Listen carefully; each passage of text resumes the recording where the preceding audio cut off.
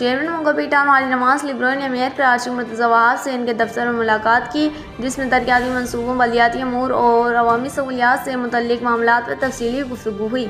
Chairman हाजी नवाज लिब्रोई ने mayor Karachi को ADP के तहत जारी मनसूबों, सड़कों की तामीर व बहाली, सीवरेज निज़ाम की बेहतरी, स्ट्रीट लाइट, सफाई और पानी की फराहमी के मनसूबों से आगाह किया और बाज़ रुकावटों की निशानदगी भी की।